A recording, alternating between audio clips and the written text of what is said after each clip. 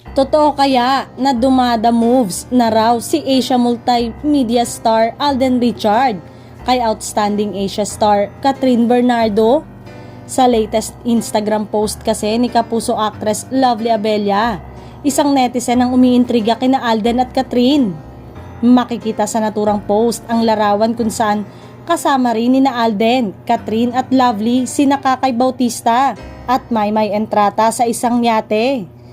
Nagmukha rin tuloy mini reunion ng Hello Love Goodbye cast ang pagdiriwang ng 28th birthday ni Catherine. My God namin, happy birthday, we love you so much, Bernardo Cat, saad ni Lovely. Pero isang netizen ang biglang humirit sa comment section parang dumada moves na si Alden. Umani tuloy ito ng samot-saring reaksyon mula sa kanyang mga kapwa netizen.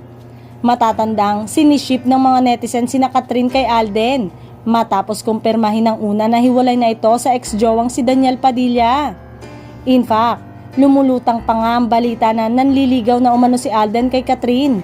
Isa ang Asia's multimedia star na si Alden Richard sa talagang naglaan ng oras o mga araw para maka-attend sa bonggang pa-birthday party ni Catherine Bernardo sa El Nido, Palawan. Meaning, talagang naging malapit din talaga si Alden at Catherine kahit na matagal na ang movie na pinagtambalan nila. Nakausap naman ni Alden sa pamamagitan ng chat bago ito lumipad papuntang El Nido at nabanggit nga niya na wala siyang planong mag out of town o out of the country ngayong Holy Week.